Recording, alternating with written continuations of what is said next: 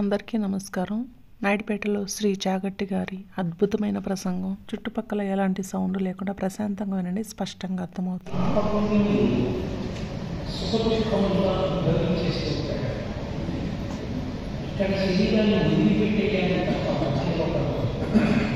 శరీరంతో ఇంకో లోకానికి వెళ్ళడం కుదరకపోవడం మొదటి నియమం.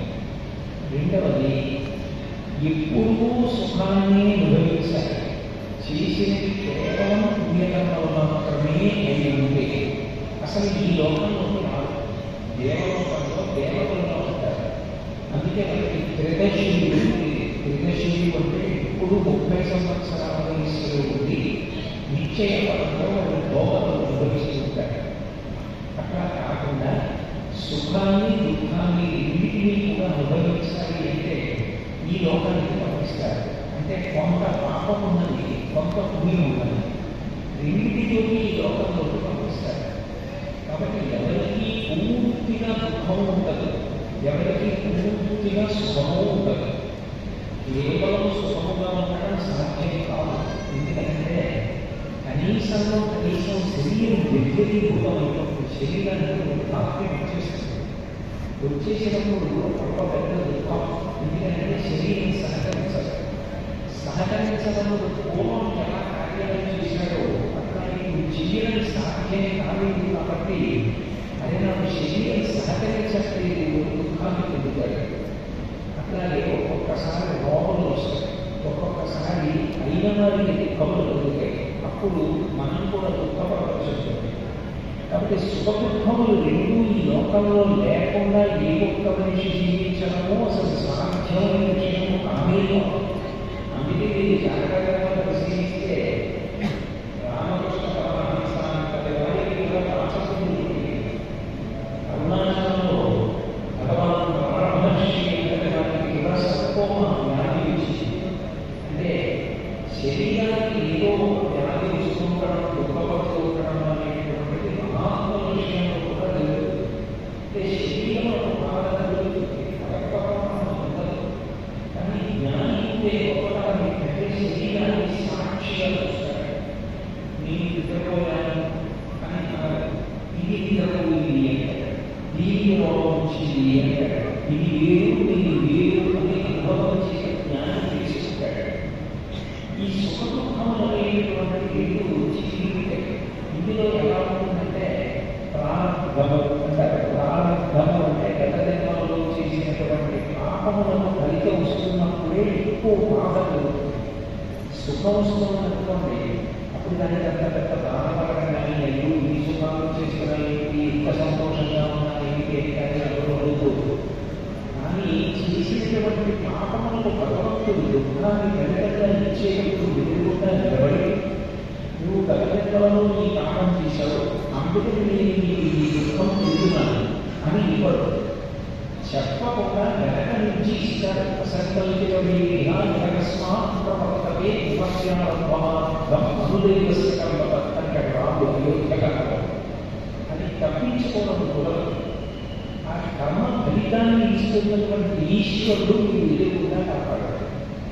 అయితే మనం భరించలేనంత కష్టం, మన యొక్క అస్తిత్వాన్ని కోల్పోయేటంత భయంకరమైన కష్టం, శోక సముద్రంలో మునిగిపోయేటంతటి కష్టాన్ని మనం చేసిన పాపానికి ఫలితంగా భగవంతుడు ఇవ్వడానికి సిద్ధమవుతున్నాడు అనుకోండి. అప్పుడు ఆ ప్రారంభం మనిషిని వెనకపై నుంచి దూకుతోంది.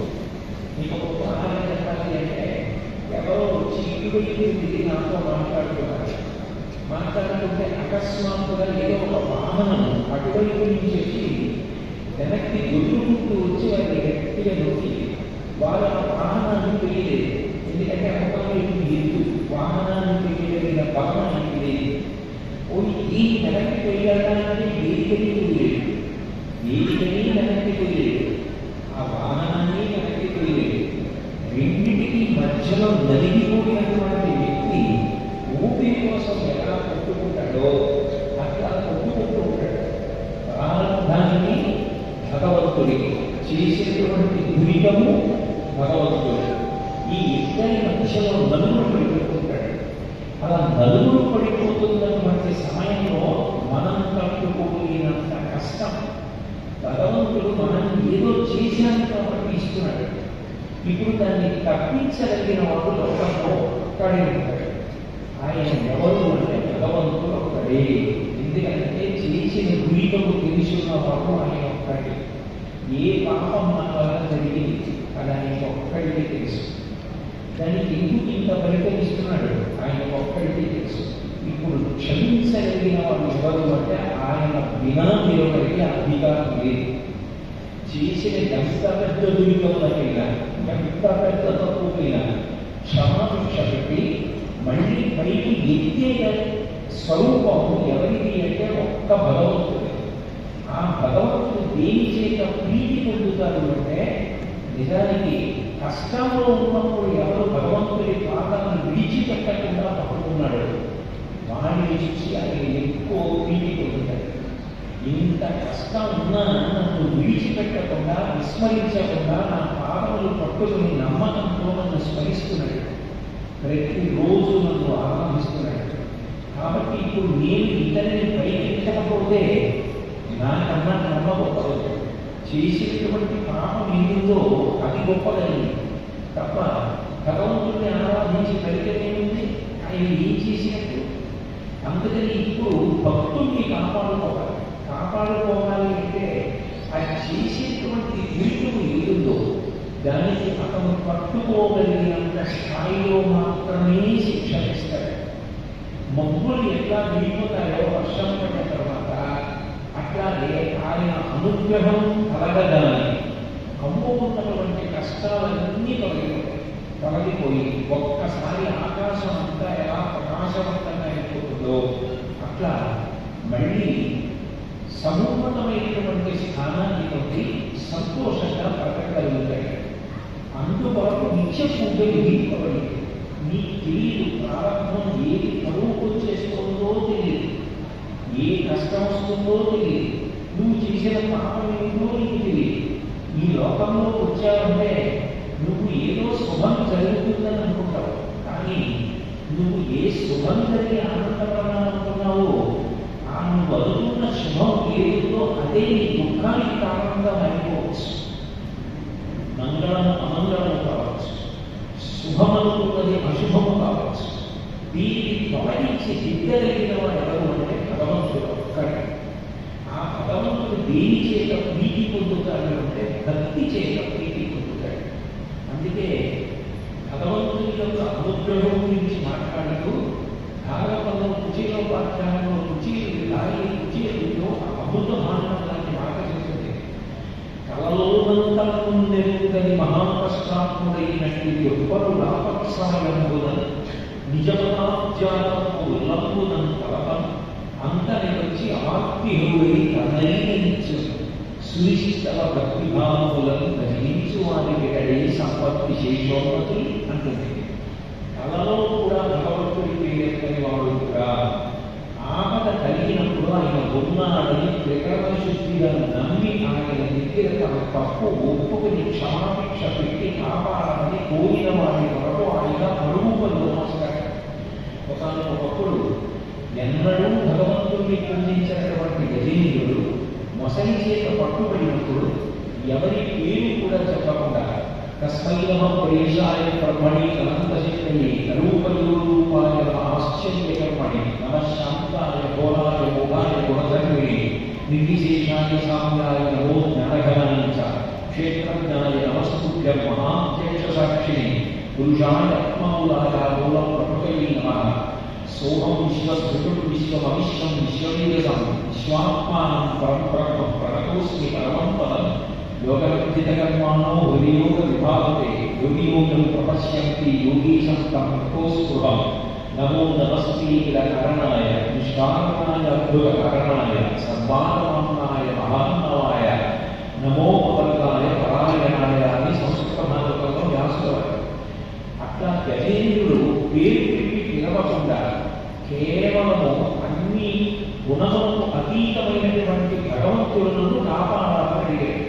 ఎవరు కదలాలని అర్థం కాక 33 కోట్ల మంది దేవతలు కలబడితే రక్షించవలసిన కర్తవ్యం విష్ణువుది కాబట్టి ఆయన ఏది ఆ పిలిచినప్పుడు కూడా ఇంత పూర్వం ఎప్పుడూ భగవంతుని పూజ చేయకపోయినా గజేంద్రుడు నియమం పెట్టాడు. నువ్వు వచ్చేటప్పుడు మొదలు పూజకాలను మొదలువాడు నిన్ను నువ్వు మరిచిపోయి రావాలన్నాడు. అంత ఆర్తితో రావాలి నన్ను రక్షించడానికి. అంతేగాని ప్రహ్లాదుని రక్షించడానికి వచ్చినప్పుడు అక్కడే ఉన్న స్తంభాల నుంచి వస్తానంటే నేను ఒప్పుకోను. నిన్ను నువ్వు మరిచిపోయి రావాలన్నాడు.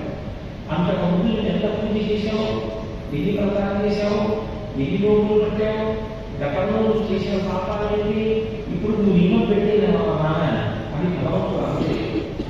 ఇప్పుడు నమ్మి పిలిచాడు కాబట్టి, శరణాగతి చేశాడు కాబట్టి, ఎక్కడో వైకుంఠపురంలో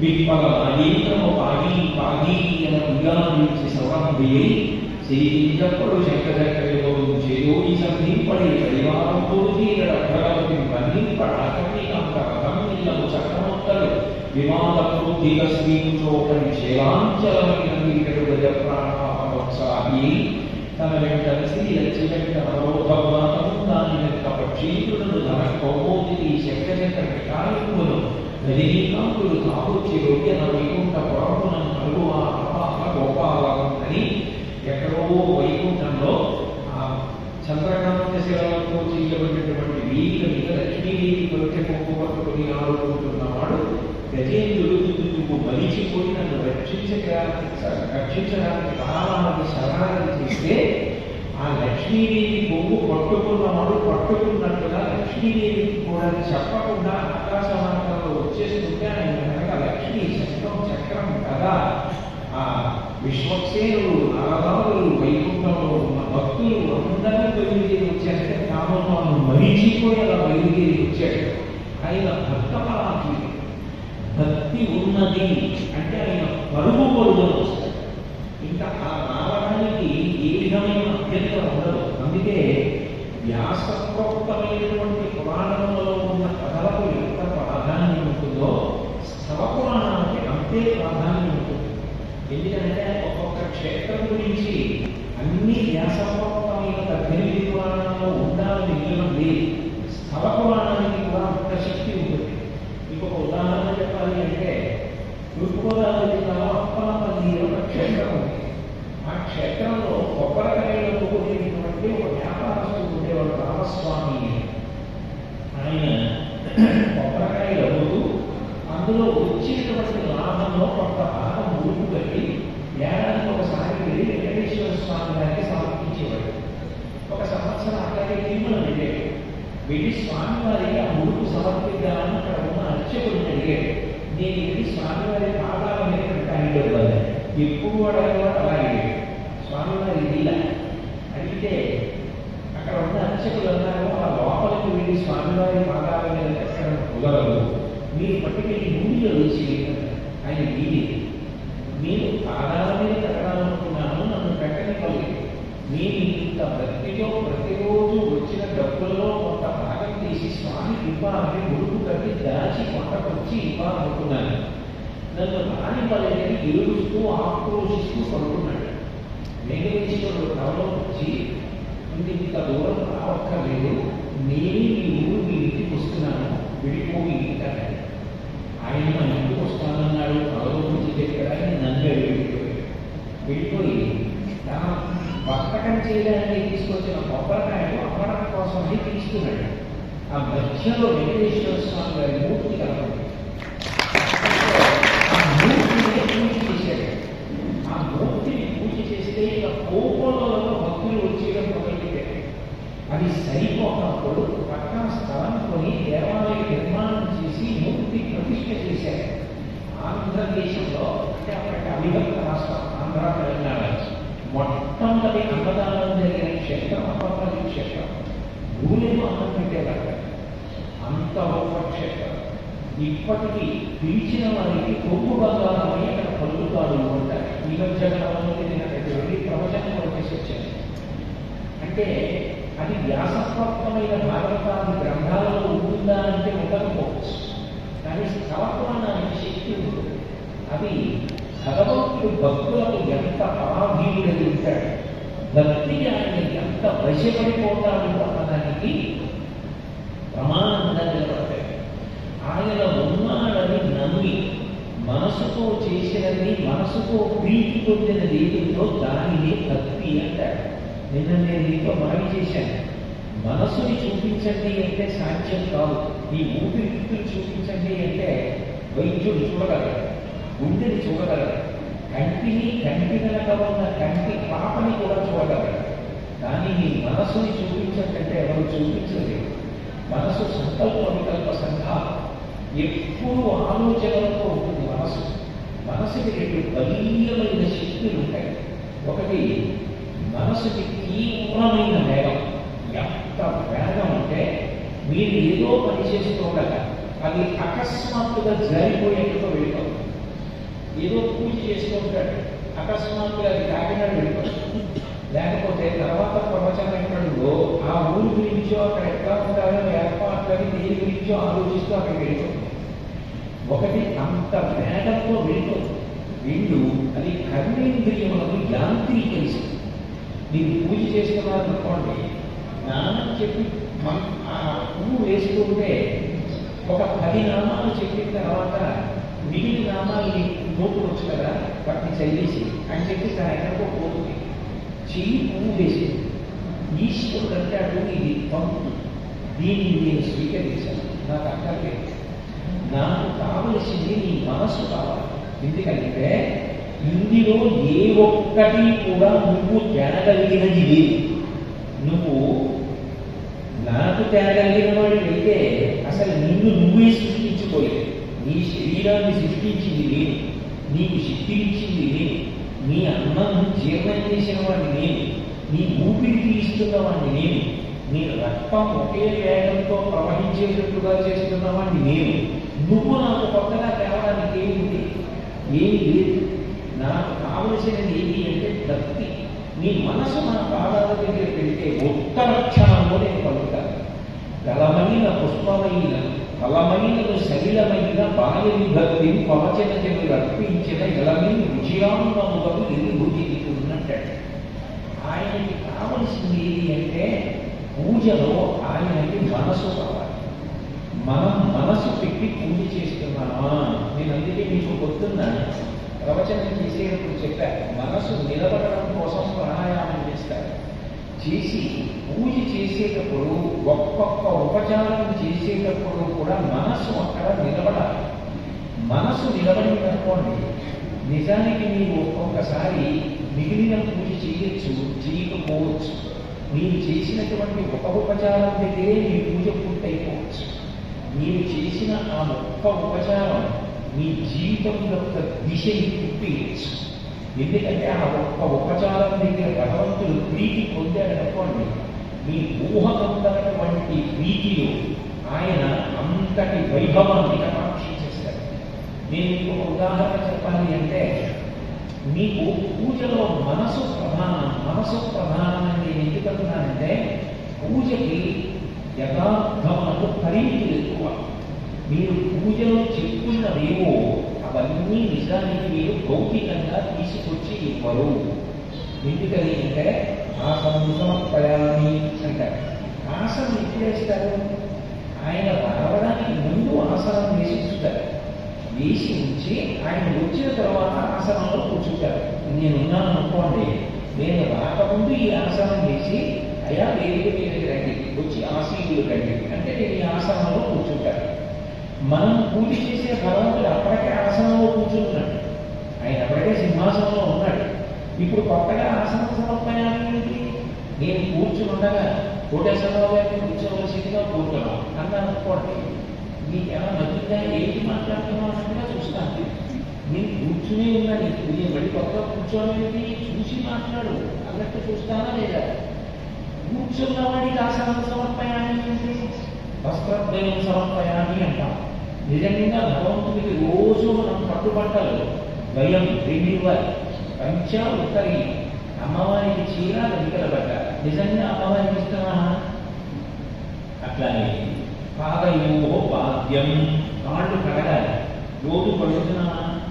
హస్తయో అద్యం, ఆయన చేతి మీద నీళ్లు పొయ్యాలి. పోస్తున్నామా? చేయిస్తున్నావా లేదు. చందనం, ఆయన ఒళ్ళంతా చందన అవతారం.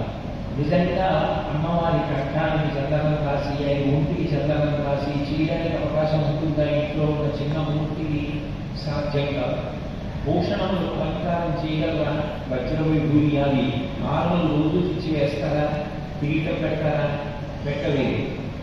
పోనీ ఆ పూజ చేసినప్పుడు ఆయనకి తాంబూలం సమర్పయామి అంటాం. ముక్తాచూర్ణీన సంయుక్తం తాంబూలం ప్రతిగృహ్యతాం అంటాం.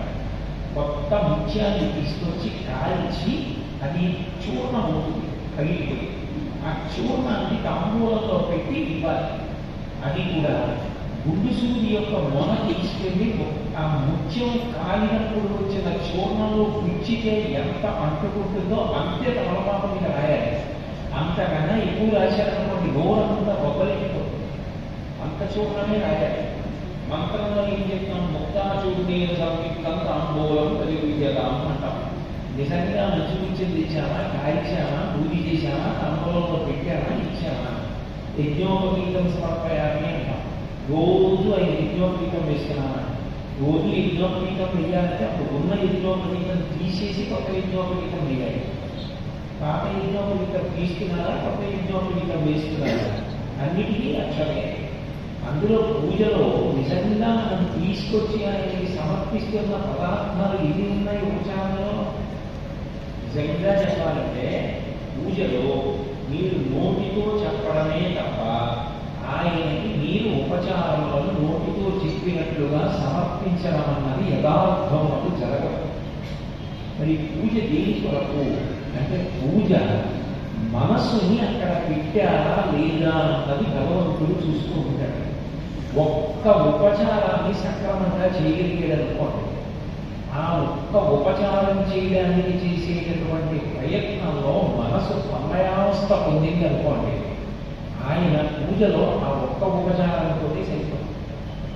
ఎందుకు చెప్తున్నానంటే ఉదాహరణకి పాదయో పాద్యం మనసు అక్కడ లేదనుకోండి, దానంతటి ఇంకోటి లేదు.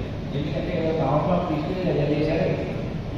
మనసు అక్కడ ఉండదనుకోండి, నిజంగా నేను భగవంతుడి పాదాలు కడుగుతున్నానన్న భావన మనసుతో పొందారనుకోండి, మీరు యథార్థంగా అక్కడ కావపాటుతో చిన్న మూర్తి పాదాల మీద నీటి చుక్క విడిచిపెట్టినా మనసులో మీరు నిజంగా పార్వతీ పరమేశ్వరుడికి ఎదురుగుండా కూర్చుని ఉంటే ఆయన పాదములు కడగడానికి నేను సమాయత్తమవుతున్నానన్న భావన మీరు పొందారనుకోండి, అప్పుడు ఆయన సింహాసనంలో కూర్చుని ఉంటే ఆయన పాదపీఠం మీద రెండు పాదాలు స్వామివారు పెట్టుకుంటే అమ్మవారు తన ఎడమ పాదాన్ని తీసి కుడి తొడ కింద పెట్టుకుని ఒక పాదమే కిందకి సాగి కూర్చుంటుంది.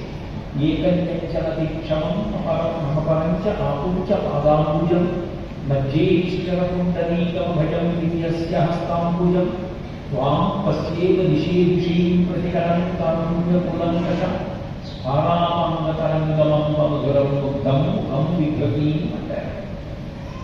అమ్మా, నేను నీ పాదములు స్వామి పాదములు కడగాలనుకుంటున్నాను. నీ కుడి తొడ కింద పెట్టుకున్నటువంటి పాదాన్ని కూడా కిందకు విడిచిపెట్టు అడిగితే అమ్మవారు రెండు పాదాలు కిందకు విడిచిపెట్టింది అనుకోండి, అందుకు ధర్మపత్ని అంటారు. ఎడమ చేతితో చెయ్యం కదా ఆచమనం చేయాలి అంటే పెళ్ళైన తర్వాత కూడా ఎడమ చేతితో పనే చేసుకుని ఆచమనం చేస్తున్నాను అనుకోండి, అప్పుడు గృహస్థాశ్రమం ఏమైపోయింది? దేని ధర్మపత్ని? యథార్థములకు మనం కుడి చేయి వాడడం తప్ప ఎడం చేయి వాడవలసిన పరిస్థితిని ధర్మపత్ని పరిహరిస్తుంది. అందుకని ఆమె ఏం చేస్తుందంటే పూజలో మొట్టమొదట వచ్చే ఆచమనం ఆమె వేస్తుంది. అప్పుడు ఆయన ఎడం చేతితో వేసుకోవలసిన అవసరం ఉండదు. అందుకని ధర్మములను అనుసరించి ఆయన చేయబడితే ఆమె వేస్తే కేశవాయ స్వాహ ఆయన కుడి చేతిలోనే కూర్చుంటాడు. కూర్చుని ఇప్పుడు పాదములు కడగాలి అంటే మనసా భావన ఎందు దాంపత్యము వర్ధిల్లిందని గుర్తు ఏంటంటే తన భార్య మనసుతో చేస్తున్నదే కదా. నిజంగా మీరు కొనిపించినది ఏది భగవంతుడు అలా కర్మ అడగడం కూడా ఒక పెద్ద బంగారు పెళ్ళెలో మల్లెపూలు, జాజిపూలు, సింహాచలం సంపంగిలు, తెల్లతామరలు, ఎర్రతామరలు, నల్లతామరలు వేసి అన్ని పువ్వులతో ఉన్న పళ్ళాన్ని ధర్మపత్ని అందిస్తే ఆ పళ్ళని పట్టుకెళ్ళి స్వామి మీ పాదాలు ఈ పళ్ళల్లో పెట్టండి, ఒక్కసారి పాదాలు పైకెత్తండి. ఆ పాదపీఠం మీద మీరు ఆ పళ్ళని పెడుతుంటే పార్వతీ పరమేశ్వరుడు ఇద్దరు పాదాలు పైకెత్తారు. మీరు ఆ పళ్ళని కింద పెట్టారు. ఇప్పుడు ఆ పువ్వులలో వాళ్ళిద్దరూ తమ పాదములను ఉంచారు. మీరు వెంటనే పాదాలు అడుగుతారా? దగ్గరగా కూర్చున్న పాదాలు చూసిన తర్వాత ఏమంటారు?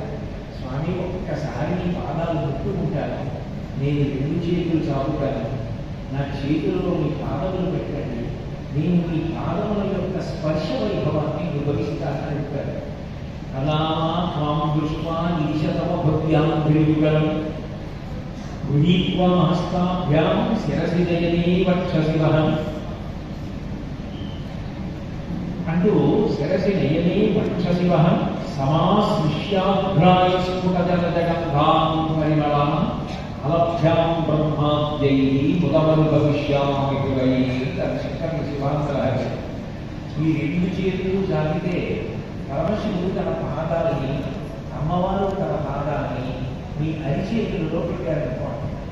పాదాల యొక్క అడుగు భాగాలు మెత్తగా మీ చేతులకు తగులుతుంటే మీరు ఆనందపరవశమైపోయి ఒక్కసారి భూమి మీ తల తెల్లని శంకరుడి పాదాల మీద, ఎర్రగా ఉన్న అమ్మవారి పాదాల మీద పెట్టి హస్తాభ్యాం శిరసి, అమ్మా అయ్యా ఒక్కసారి నా తల మీద పెట్టుకుంటాను మీ పాదాలు, సరే పెట్టుకో అంటే ముందుకి భూమి తల ఉంచితే వాళ్ళు ఇద్దరు పాదములు పెట్టారనుకోండి, అది ఏమైనా బీజాలుగా గుండ్రంగా ఉంటుంది, జరిగిపోతాయి.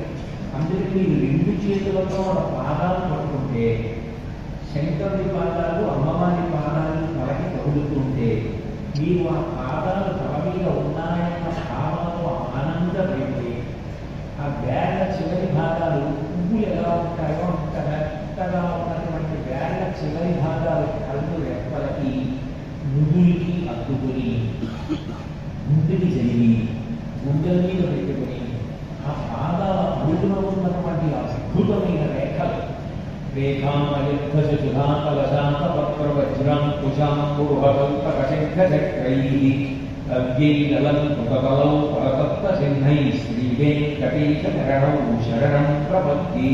అంటారు. వెంకటేశ్వర స్వామి వారి యొక్క అరికాలలో దివ్య చిహ్నములు ఉంటాయి, పరమశివుడి యొక్క అరికాలలో దివ్య చిహ్నములు ఉంటాయి. ఆ పాదాలు పైకి ఎత్తినప్పుడు దివ్య చిహ్నములు చూసి అమ్మవారి యొక్క పాదాలలో పాణి తద్వతరౌక రౌకారౌపాలౌతే స్వస్తికావికౌ అంటారు. అమ్మవారి పాదాలలో స్వస్తికి రేఖలు ఉంటాయి. ఆ స్వస్తికి రేఖల్ని చూసి ఆనందమైపోయి ఆ పాదములను ఆ పువ్వులున్నటువంటి పళ్ళెంలో పెట్టి ధర్మపత్ని బంగారు దర్శతో నీళ్లు పోస్తే ఆ పాదములు నీళ్లలో మునిగిన తర్వాత మీ ధర్మపత్ని పరమశివుని యొక్క పంచ తడిసిపోకుండా కొంచెం ఎత్తి పట్టుకుంటే మీరు మీ కుడి చేతిలో శివుడి యొక్క పాదాలు రెండు కడిగి అమ్మవారి పాదాలు కడుగుతుంటే ఆమె పాదాలకు పెట్టబడినటువంటి పసుపు పారాణి రేఖలు, స్వామి పాదాలలో ఉన్నటువంటి చందనం, దానికి పెట్టబడిన కుంకుమ రేఖలు నీళ్లలో కరిగిపోయి పసుపు నీరు కలిగినటువంటి కావికర్మ నీళ్లు తయారైతే మీ భార్య గారు కుడి చేతితో తీర్థం ఉద్ధరణితో తీసి ఆ పాదోదకాన్ని మీ కుడి చేతిలో వేస్తే దేవతలకు కూడా దక్కనటువంటి ఆ చరణామృతాన్ని మీరు కళ్ళకట్టుకుని లోపలికి పుచ్చుకున్నారు అనుకోండి. మానసికంగా మీరు 3 మాటలు ధర్మపత్నికి ఇచ్చారు, ఆమె 3 మాటలు స్వీకరించింది. ఇప్పుడు మీరు ఆ కళ్యాణాన్ని జాగ్రత్తగా కింద నుంచి తీసేస్తే కడికాలతో స్వామి ఆ పాదపీఠం మీద పాదాలు పెడితే ఉత్తరీయం తీసి సంతోషంగా ఆయన పాదాలు పిల్లగా పిలిచి అమ్మవారి పాదాలు పిలిచి పక్కన ఉన్న చందన పాత్ర భార్య అందిస్తే ఆ చందనం తీసుకుని శంకరుడి పాదాలకి చందనం రాసి అమ్మవారి పాదాలకు పసుపు రాసి చుట్టూ పాదాన్ని రేఖలు పెట్టి మధ్యలో 2 గీతలు పెట్టి ఒక చుక్క పెట్టి నలుగురి పాదానికి పాదాన్ని అలంకారం చేసి తెల్లటి బియ్యపు గింజలతో మొదటి పూజ చేసి అమ్మ పాదాల మీద పసుపు కుంకం ఎర్రటి అక్షతలు పసుపు అక్షతలు వేసి నల్లులు జాతులు సంపన్నులు మారేడు జలాలు పెద్ద మారేడు జలాలు అంటే మహాదీపం నిమ్మపత్రి ఆగి ఉసిరి తులసి ఇవన్నీ ఆ పాదాల మీద పూజ చేసి పరమ సంతోషంగా మీరు వంగి ఆ పాదములలోంచి వచ్చేటటువంటి దివ్యమైన సువాసన పీలుస్తూ ఆనందపడిపోయి పిల్లల్ని తీర్థం తీసుకోమని ఆ తీర్థాన్ని ఇచ్చారనుకోండి. మీరు అక్కడ చేసినది ఏదైనా ఒక్క చుక్క నీరు పాదముల మీద వదిలిపెట్టినా మీరు మనసుతో చేసినటువంటి ఈ పాదార్చన ఉన్నదే దీన్ని పరమశివుడు స్వీకరిస్తారు. వాడు నా పాదములు ఈ రోజు కడిగాడు, పాదములు ఈ రోజు వాడు పాదములు కడిగాడు అంటూ కదా కాళీమా భక్త కలికారసం వివేయం విద్యాభి తపచరణ నిర్వీజన జలం ప్రకృత్యామోకానామపి చ కవిత కారణతయ కథా దత్తే వాణి ముఖగమల తాంబూల సతాం అంటారు శంకరాచార్య గారు సౌదరి గారు. సరస్వతీదేవి తాంబూల చర్వణం చేసినప్పుడు నోటిలో ఉండేటటువంటి ఎర్రటి లావాజన ఎలా ఉంటుందో అట్లా పార్వతీ పరమేశ్వరుడు యొక్క పాదములు కడిగినప్పుడు వచ్చిన ఎర్రటి నీటిని మానసికంగా అయినా ఎవరి తీర్థంగా పంచుకుంటున్నాడో వాడు అపరిమితమైనటువంటి మేధా సంపత్తిని, అంత జ్ఞాపక శక్తిని, అంతటి వాగ్వైభవాన్ని, అంతటి పరమ భక్తి తత్పరతని పొందుతున్నాడు. అటువంటి వాడు ఎంత పూజ చేశాడు కూడా సన్నిధతే అంత భక్తి కలిగిన వాడు ఒక్క నమస్కారం చేస్తే చాలు భగవంతుడు సంతోషిస్తాడు. భగవంతుడు ఏ కలుగుతాడు అంటే మనసుతో నువ్వు చేస్తున్నావా, మీ మనసు అక్కడ ఉన్నది నిజమైతే మీరు చేసిన ఉపచారం ఆ రోజున మీరు చేశారు అని స్వీకరిస్తారు. అది ఒక్క ఉపచారమైనా కూడా ఆయనకి పరమ సంతోషం. మీరు అన్ని ఉపచారాలు రోజు ఇలా మానసికంగా ధ్యానం చేస్తూ ఎక్కడ కూర్చుంటామండి అడిగదనే అట్లా అవుతుందా కుదురుతుందా కుదరదు కదా అంటే కనీసం ఒక్క ఉపచారం దగ్గరైనా మనసు పెట్టడం అలవాటైతే కదిలిపోయే మనస్సుని కదిలిపోవడానికి అవకాశం ఇస్తూ భగవంతుడిని పట్టుకోవడాన్ని సాధన చేయిస్తారు పూజలో. మీరు చూడండి, పూజలో మధ్యలో అకస్మాత్తుగా ఏం చేస్తారంటే మీ మనసు కదలడానికి అవకాశం ఇస్తారు. అవకాశం ఇచ్చి కదులుతూ భగవంతుడిని పట్టుకోవడం నేర్చుకోమంటారు. అంగ పూజ అనుకుంటుంది, అథాంగ పూజ అంటారు. అథ అంటే తర్వాత అంగ పూజ. అంగ పూజలో ఏం చేస్తారంటే భగవంతుడిని పురుషుడిగా చూసినప్పుడు పాదాల దగ్గర నుంచి తల వరకు చెప్తారు. అది చెప్పేటప్పుడు ఏదో పాదవకు చేయాలి, దుర్భవకు చేయాలి, అలాగే జామునికు చేయాలి, ఊరుకు చేయాలి, కటింపు చేయాలి, నాభికు చేయాలి, ఉదరకు చేయాలి, పక్షస్థాలకు చేయాలి, బాహువుకు చేయాలి, హస్తవుకు చేయాలి, కంఠేకు చేయాలి, ఓష్ఠేకు చేయాలి, నాసికాకు చేయాలి, కపోలకు చేయాలి, నేత్రేకు చేయాలి, లలాటకు చేయాలి, శిరకు చేయాలి, సర్వాణ్యంగానికి చేయాలి. అంటే దాని అర్థం నిజానికి మీరు అవి అంటూ ఎంత వేగంగా అంటే అంత వేగంగా భగవంతుడి యొక్క రూపాన్ని పట్టుకోవడానికి మనసు సిద్ధపడిపోవాలి. వేట కుక్కని తీసుకెళ్ళి వేటకెడతారు. ఆ వేటకి వెళ్ళినటువంటి వ్యక్తి మీరు అలా దాన్ని వేటాడండి అని చెప్పి వేట కుక్కకి సంజ్ఞ చేస్తే వేట కుక్క ఎట్లాగైతే సంజ్ఞ చేయబడిన విలువగా పరిగెడుతుందో అలా ఈ ఉపచారము మీరు మంత్రం చెప్పగానే మనసు దాన్ని పట్టుకోవాలి. పట్టుకుని అంత ప్రీతితో, ఆ ప్రీతి ఎప్పుడు ఉంటుంది, ఆ ప్రేమ ఎప్పుడు ఉంటుంది, మీకు మనసుతో అనుబంధం ఉందనుకోండి, మీరు అంత ప్రేమగా కూర్చుంటారు. ఆ ప్రేమ ఉన్నవాడు ఉన్నాడు అనుకోండి, భగవంతుడు కూడా అంత ప్రేమగా అంత పౌరులతోటి కూర్చుని పూజని స్వీకరిస్తాడు. ఆ భక్తి కలిగినటువంటి వాడిని పొదివి పట్టుకుంటాడు. అందుకని పురుష స్వరూపంగా పూజ చేసినప్పుడు పాదవుకు చేయాలి అనగానే నేను స్వామి పాదములు కనపడాలి, దుర్భవుకు చేయాలి, పిక్కలు కనపడాలి, చీలముక్కలు కనపడాలి, మోకాళ్ళు కనపడాలి, తొడలు కనపడాలి, నడుము కనపడాలి, ఆయన యొక్క బొడ్డు కనపడాలి, పొట్ట కనపడాలి, వక్షస్థలం కనపడాలి, భుజాలు కనపడాలి, చేతులు కనపడాలి, కంఠం కనపడాలి, చిబుకం గడ్డం కనపడాలి, పెదవులు కనపడాలి, ముక్కు కనపడాలి, కళ్ళు కనపడాలి, చెవులు కనపడాలి, ఆయన యొక్క లలాటం ముదులు కనపడాలి, శిరస్సు కనపడాలి. ఆఖంగా పైనుంచి పువ్వులు వదిలేస్తే పైనుంచి కిందకంత వేగంగా సర్వాణ్యంగా చేయాలి అని పువ్వులు ఎంత వేగంగా పైనుంచి కింద పడతాయో అంత అంత వేగంగా పయనించే కిందకి మీరు కళ్ళు మూసుకుని మనోనేత్రంతో భగవంతుడిని చూడాలి. అట్లా సాధన అంటారు. మెల్లగా సాధన చేయడం అలవాటైంది అనుకోండి. ఆ పూజ ఏం చేస్తుంది అంటే అది భగవంతుడికి అందుతుంది, ఆయన దాన్ని స్వీకరిస్తారు. అప్పుడు పూజ క్రమం నిజానికి నిత్య పూజలో మనం చెప్పినట్టు ఉండదు, మారుతుంది. ఎందుకు మారుతుంది అని మీరు అడుగుతారేమో.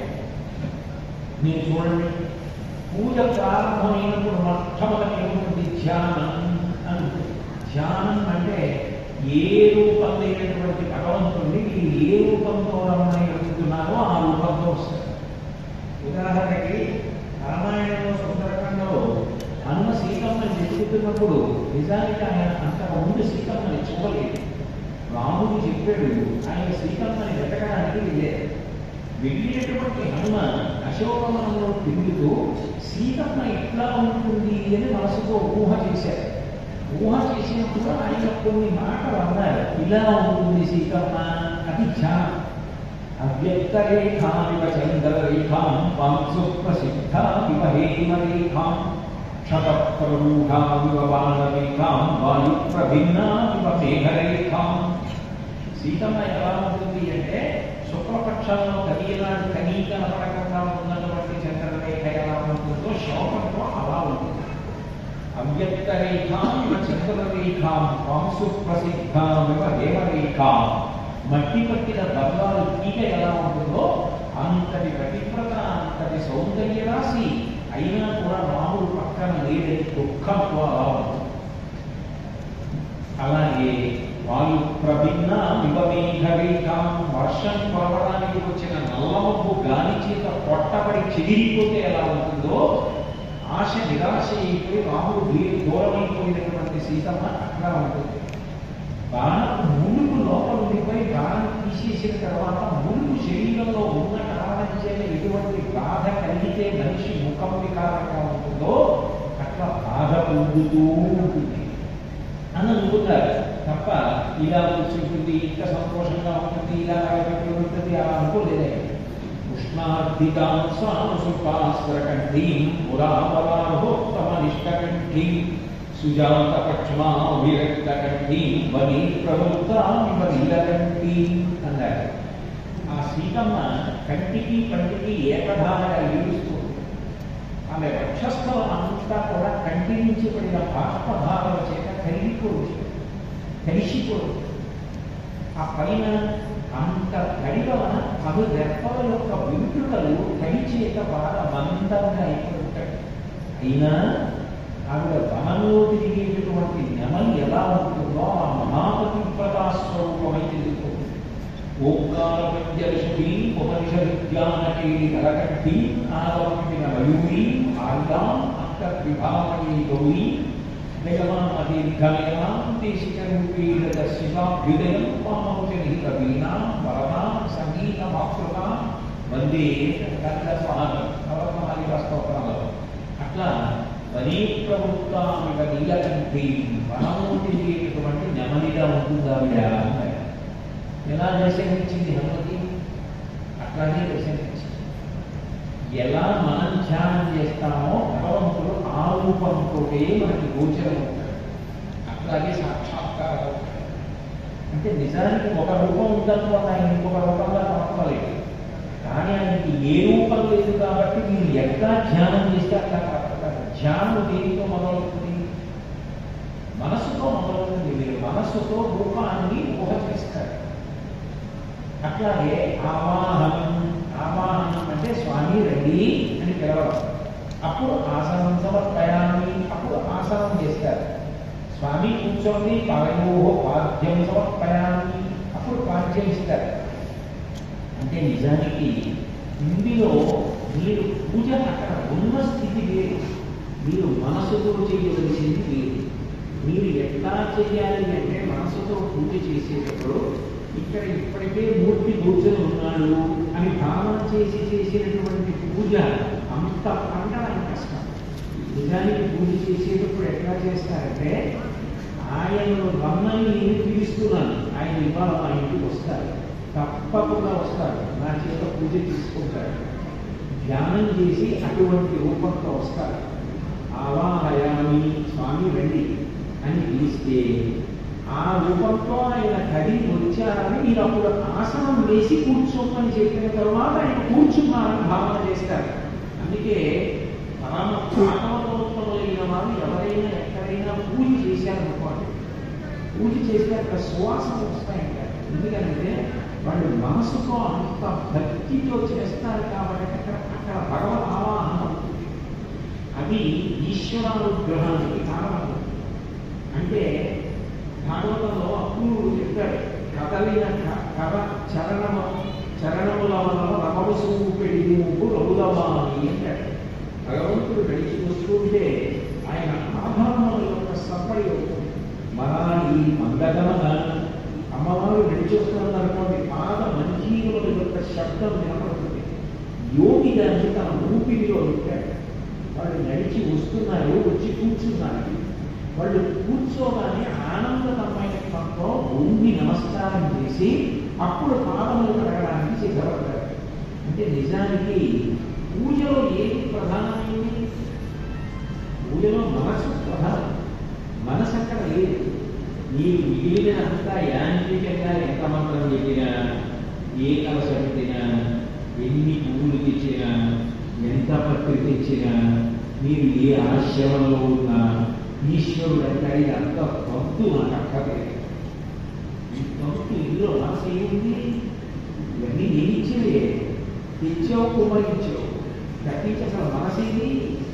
మనసు ఉంటే నేను తీసుకుంటానంటే నాయనాలని పరమ భాగవతోత్తములు శివుడు 63 మంది నాయనాలు, 63 నాయనాలలో నీలక నాయనాలని ఒక నాయనాలు. ఆ నాయనాలు గారు రోజు శివార్చన చేసేవాడు. పరమ భక్తితో శివపూజ చేస్తూ ఉండేవాడు. ఆయన ఒక రోజున గుళ్ళు మరిచిపోయి ఆనందంలో 4 గలాలతో శివలింగాన్ని పూజ చేస్తున్నాడు. ఓం త్రిగణపతయే నమః, ఓం త్రిగణపతాంతికాయ నమః, ఓం ఊర్ధ్వాయ నమః అని పూజ చేస్తున్నాడు. దాని పక్కన నిలబడి అందిస్తాం. ఆ 4 గణాలు పూజ చేసేటప్పుడు ఆయన జాగ్రత్తగా పరిశీలించలేదు. అందుకే 4 గణాలతో పూజ చేసేటప్పుడు ముందు ఒకసారి తడిపడతో పూజిస్తారు. పురుగులు కానీ సారి పురుగులు కానీ ఏమి లేవు కానీ దాన్ని చూసుకోవాలి. ఆయన చూసుకోకుండా 4 గణాలు వేశారు. దానికి సారి పురుగు ఒకటి పట్టుకుంది. అది శివలింగం మీద పాముకోవాలి. ఆయుర్వేదంలో నాముపాము కన్నా ప్రధానకరమైన విషయం సారి పురుగు. సారి పురుగు పాతినా ఒంటి మీద దగ్గరకు వస్తుంది.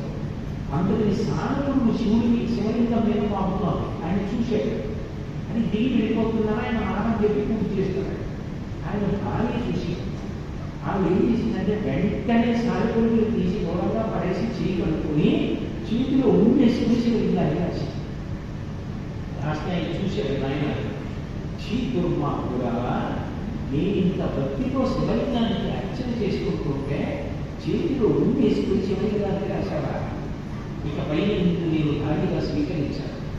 నువ్వు వెళ్ళి పెరట్లో పశువుల శాల దగ్గర ఒక చిన్న గది ఉంది, అందులో ఉండు. విడిచిపెట్టేయడం విడాదులలో లేవు సనాతనంలో, అందులో ఇక పైన నీ ముఖం చూడడం, నీకు భోజనం అన్ని పంపిస్తాను అక్కడ. ఇక జీవితంలో ముఖం చూడడం, నువ్వు శివలింగం పట్ల అమలినంలో ప్రవర్తించేవాడు అని రాత్రి పడుకున్నాడు. శివుడు కళ్ళకు వచ్చింది. కళలో వస్తే ఒక చోట ఒళ్ళంతా ఇంటి దొద్దులు ఎక్కి ఉన్నాయి. ఆయన ఆశ్చర్యపోయి శివ ఒంటి మీద దొద్దులు వచ్చాయి అడిగాడు. అడిగితే ఆయన అన్నాడు, ఏం చెప్పమంటావు? నువ్వు మారేడుగా తెచ్చి పూజ చేశావు, దానికి శారీరకం ఉంది, అది నా ఒంటి మీద పాటింది. శివలింగం అంటే శివుడు, నా ఒంటి మీద పాటింది. నా అదృష్టం ఏంటంటే అమ్మ పెట్టే విరుగు ఏంటంటే వెంటనే ఉప్పు రాసేస్తుంది పిల్లాడికి ఏదైనా గాయం కలిగితే.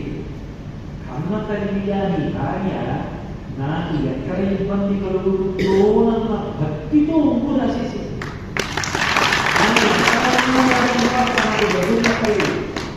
నువ్వు పాపంగా చూద్దాంలో ఎక్కడ రాయడం నాకు దొద్దుకి నీ భార్యని భక్త నీది భక్త అని నాకు అర్థమైంది స్వామి.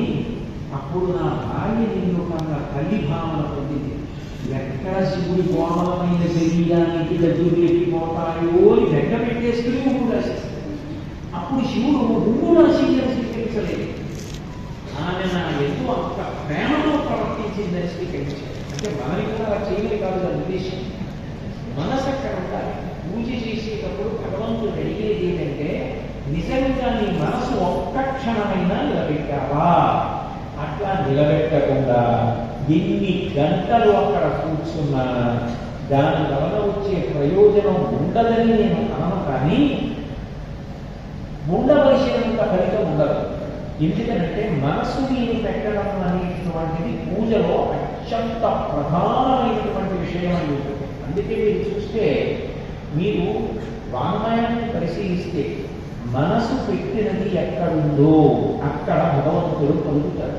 శంకరాచార్య వారి శివానంద లహరి చేస్తూ ఒక మాట అంటారు, నరత్వం దేవత్వం నగవ మృగత్వం నచగత పశుత్వం కీటత్వం భవతు వేగత్వం అభిజనం సదాత్వ పాదాబ్జ స్మరణ పరమానంద లహరి విహారాసక్తం చేతు దైవనిక తీర వపుషా అంటారు. నేను నరుణ దేవతన పర్వతాన పక్షిన పామున ఇవన్నీ కాదు, ఏ శరీరమైన ఉంటుంది. నాకు నిండైనటువంటి భక్తి నీ మీద ప్రేమని కటాక్షించు. అది ఉంటే నేను ఏ శరీరం పొందినా నాకేం దగ్గలేదు. అది యథార్థం. ఏ వేగము పండించేదేవుక భుజగం దేశాస్త్రములను సూచే తానే విద్యాభ్యాసమాచరి చించే మంత్రము ఊహించే బోధా విధానములు చదువులయ్యా కాదు నీ పాద సంసేవాసక్తి జంతుకతికి శ్రీకాళహస్తీశ్వర. శాలిపుడు ఏం చదువుతుంది, ఆమె ఏం చదువుతుంది, వీరుడు ఏం చదువుతుంది, గోయవాడు ఏం చదువుతున్నాడు, అయినా భగవంతుడు వీళ్ళు ఏం చదువుకున్నాను అడగడు. అక్కడ భగవంతుడు ఉన్నాడని వాళ్ళు వాళ్ళకున్న విభూతి ఏదుందో దాన్ని భగవంతుడికి సమర్పించారు. ఏడుగు తొందరతో నీళ్లు పోసి శాలిపుడు వస్త్రం అయ్యింది. అక్కడ ఉన్నటువంటి నామం మణిని తీసుకొచ్చి అలంకారం చేసి తిన్నాడు. ప్రేమతో మాంసపు ముక్క ఎంగిలి మాంసం ముక్క పెట్టాడు. శివుడు ఉన్నాడని పెట్టాడు. శివుడు ఉన్నాడని పెట్టినదేదో అది ఆయన పెట్టాడు. ఆయన తింటారన్న భావనతో పెట్టడం నైవేద్యం. అందుకే మీరు చూడండి, మధ్య మధ్య కావ్యం సమర్పయామి అని ఉంటుంది నైవేద్యం. మధ్య మధ్య కావ్యం సమర్పయామి అంటే ఏంటి? అమ్మ అన్నం పెట్టింది అనుకోండి, మీరు గబగబా తింటుంటే పొలమాలు పొందేమోనని కొంచెం మంచినీళ్ళు తాగి మెల్లిగా తినండి. మీరు పూర్తిగా తగ్గారనుకోండి, వెంటనే తల మీద మెల్లిగా కట్టి మెల్లిగా తిన్నాను నాకు మంచినీళ్ళు కాదు మధ్యలో ఎప్పుడు వస్తాయి అంటే భగవంతుడి దగ్గర కూడా అంత స్వాతంత్ర్యం తీసుకుంటారు. స్వామి గబగబా తినకండి, పూర్తిగా మంచినీళ్ళు తాగండి. అది మనసు అక్కడ లేదనుకోండి. లేనప్పుడు మీరు మధ్య మధ్య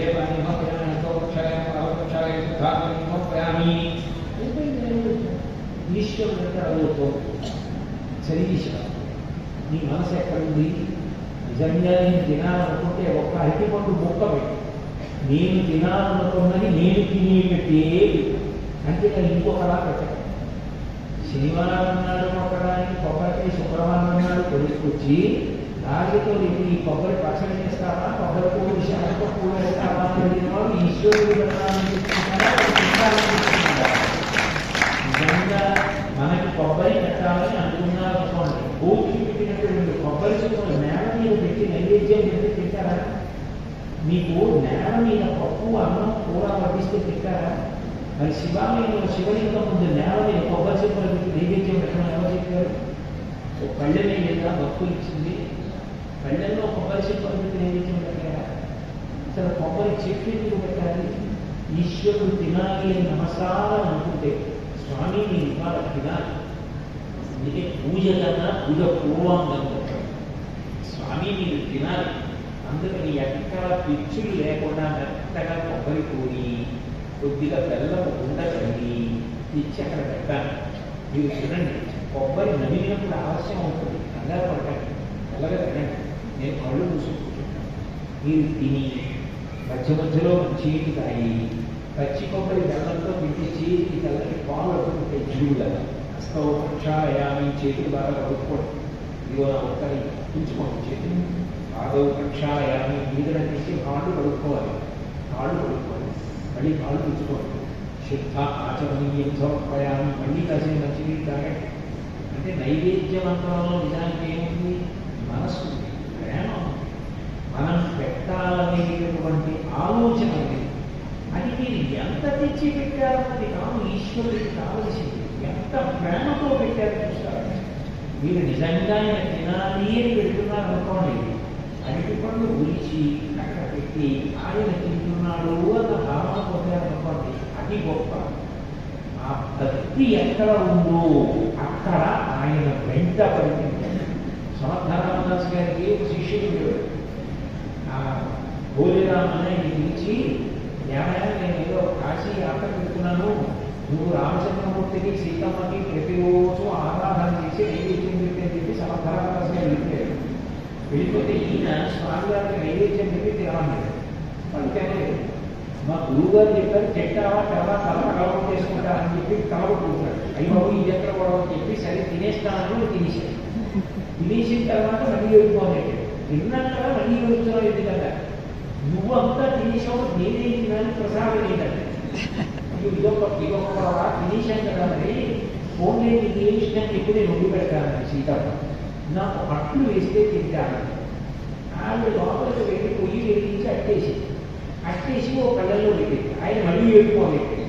ఎందుకు తెలుస్తున్నాము, మా గురువుగారు సమర్థరామదాస్ గారికి అట్లంటే ఎంత ఇస్తామో అట్లు గురువుగారికి పెట్టకుండా తిన్నా పాపిష్టి వాడిని అయిపోతా.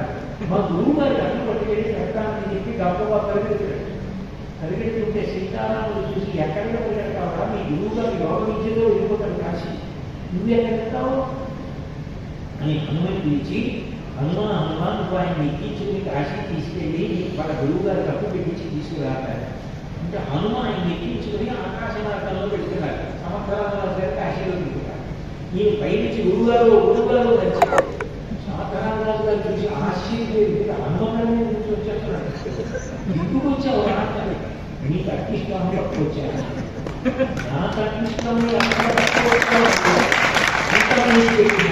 నీకమేసి పెట్టిన నీకు అదంతా చెప్పాడు. అంటే భక్తి ఎక్కడ ఉంటుందో అక్కడ భగవంతుడు పలుకుతాడు. ఆ భక్తిని ఎంత పెద్ద పీట వేసేస్తాడంటే ఆ భక్తి ఉన్నవాడిని పైన కూర్చోబెడతాడు, తను కింద కూర్చుంటాడు. వాడు నాకన్నా గొప్పవాడు. మీరు అందుకే శ్రీకాళహస్తి వెళ్తే భక్త కన్నప్ప కొండ అనుకోండి, కన్నప్ప కొండ మీద ఉంటాడు. శ్రీకాళహస్తీశ్వరుడు చెందుతాడు, భక్తుడిని కొండ మీద కూర్చోబెట్టాడు, దాని కింద కూర్చుంటాడు. ఏమిటి కన్నప్ప భక్తి అంటే ఆయన పెద్ద చదువుకోలేదు. చదువుకుంటే మాత్రం మనసులో ప్రేమ లేనప్పుడు నువ్వు ఏ ఆశ్రమంలో ఉంటే ఎవరికి కావాలి, ఆ భక్తి లేనప్పుడు నువ్వు ఏ పేరు పెట్టుకుంటే ఎవరికి కావాలి. వటువా ఈహీవా ఇదే జటీవా అధికారో నరోవా ఎక్కశ్చిత్ భవతు భవతేన భవతి యదీయం భృత్పద్మం భవదీనం పశుపతే ఏకదీయస్వం శంభో భవసి భవభాంచ వహసి అంటారు. వాడు బ్రహ్మచార గృహస్థ ఆనప్రస్థ సన్యాస ఇవన్నీ భగవంతుడు పెట్టలేదు. భగవంతుడికి కావలసింది నువ్వు మనసు పెట్టావా. మార్గావర్తికమాలుగా పశుపతేరంగస్య ఉచ్చాయితే గండూషాంబు నిషేచనం పురరిపో దివ్యాభిషేకాయితే కించిత్ దక్షిణ మాంసశేషకరణం నవ్యోపహరాయితే భక్తి కిన్నతరోత్యహో వరచరో భక్త్యావతంసాయతే. శంకరాచార్య వారు భక్తికి పట్టాభిషేకం చేశారు. ఆ శ్లోకం శివానందరాయలు తిన్నడు. పాపానికి తిని ఆయన ఆకలి వేసింది. వేటాడికి ఒక జంతువు మాంసం తిందామని అడవిలో చెప్పాడు. అక్కడ శివాలయంలో శివలింగం కనపడింది. ఆయన చూశాడు, అయ్యో నాకాకలి వేస్తోంది, నీకు ఆకలి వేస్తూ ఉంటుంది, ఎవరు తిన్నావా అని అడిగాడు. ఆయన ఏం మాట్లాడలేదు. ఓహో చెప్పడానికి మొహమాట పడుతున్నావు, ఏం తినలేదు, నీకు ముందు పట్టుకొచ్చి పెడతాను తిను అని వెళ్ళాడు. వెళ్ళి ఏదో ఒక జంతువుని వేటాడాడు. ఇప్పుడు శివుడికి బాగా అందులో కమ్మగా ఉన్న మాంసం ముక్క పెట్టాలనుకున్నాడు. దాని శరీరం కోసి అనేక భాగాలలో ఉన్న మాంసం తీసి కొరికి రుచి చూశాడు. ఒక చోట మాంసం చాలా కమ్మగా రుచి అనిపించింది. ఈ మాంసం ముక్క శివుడికి పెడతాను. అదే ఆయన కొరికి తినేసేటువంటి ఈ మాంసం ముక్క అది చేతితో పట్టుకున్నాడు. ఎడం చేతిలో ధనస్సు పట్టుకుని పరిగెడుతున్నాడు శివుడికి పెడతాను. అంతలో గుర్తొచ్చింది, ఈ శివుడికి అలవాటు స్నానం చేస్తే కానీ కనబడి దీనికి ముందు అభిషేకం చేయాలి కాబట్టి నీళ్లు పట్టుకెళ్ళాలి. ఇప్పుడు సువర్ణం కొరిగిలో నీళ్లు పట్టుకెళ్ళాలంటే ఓ చేతిలో ధనస్సుంది, ఓ చేతిలో ఇంగి మాంసం ఉంటుంది. ఎక్కడికో వెళ్ళి ఓ కొండలో చెంబో తీసుకుంటానంటే పాపం పెద్ద ఆయన ఆకలితో కూర్చున్నాడు, ముందు ఆయన పెట్టేయాలి, అది భక్తి. అందుకని ఆ సువర్ణం కలిగిన దగ్గరికి వెళ్ళి ఆ నదిలో ఉన్న నీళ్లు పుక్కిట పట్టాడు నోట్లో, పుక్కిట పట్టి పరిగెత్తుకుంటూ ఉంటుంది. వెళ్ళిన తర్వాత గుర్తొచ్చింది, శివలింగం మీద పూజ చేసిన పువ్వులు ఉన్నాయి మారేడు గారు, అవి తీసేస్తే తప్ప స్నానం చేయడానికి లేదు, అభిషేకం చేయకూడదు. శివాలయంలో శివలింగం మీద ఉన్న పట్టి పుష్పాలు తీసేయాలి అంటే పూజ మెత్తటి బ్రష్తో తీస్తారు. అటు ఇటు పూజ ఏమి కావలేదు. తను నడిచి వచ్చినటువంటి బాగా నలిగిపోయిన చెప్పు తీసి ఆ చెప్పుతో శివలింగం మీద ఉన్నటువంటి నిర్మాల్యం తీసేసారు. శివుడు అన్నాడు, మార్గావర్తిత పాదుకా పశుపతి నందస్య పూజ్యాయతే అబ్బా, ఎంత గొప్ప పూజ్యవాడగా ఆయన చేశాడని మనం తీర్చా. ఆయనకి అంతే తెలుసు, కానీ ఆయనకి గుండెల నిండా భక్తుంది. ఆయన అవసరమైతే కన్నిచ్చేసాడు, అంటే కన్నపోయాడు. మనం ఆయన చెప్పుతో తీసి ఆయన కన్నిలో శివుడికి ఇవ్వగలిగితే మనం చెప్పుతో కూడా తీయచ్చు. ఆయన భక్తి అంత ప్రేమ చెప్పుతో తీసేసాడు. నువ్వు స్నానం చేయకుండా ఏం తినవు, అందుకని నీళ్లు పట్టుకొచ్చాను, తొందరగా స్నానం చేసేయని గడ్డు శాంపు విశేషణములనిపో దివ్యాభిషేకాయకి ఆయన ఇంగిని నీళ్ళు శివలింగం మీద ఉంచాడు. శివుడు అన్నాడు, ఏమి అభిషేకం భక్షిత మాంసశేషకబలం నవ్యోపహారాయకి తిన్నాడు. సగం నదిని తెచ్చిన ఎంగిలి మాంసం ముక్క తింటావా తినవా, తొందరగా తింటే తప్ప నేను తిన్నాను లేదంటే శంకరుడు తీసి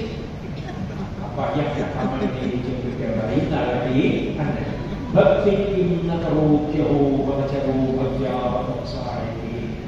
శివ భక్తి ఎంత గొప్పది, భక్తికి మీరు ఎంత కట్టుబడిపోతారు అన్నాడు. అంటే దాని అర్థం నిజానికి శివుడికి ఉపచారం చేసే పద్ధతి అదే కాదు, కానీ ఆయన అది చూడలేదు. కన్నప్పకి తెలియదు, కానీ ఆయన గుండెల ప్రేమ ఉంది. ఆ ప్రేమని భగవంతుడు స్వీకరించాడు.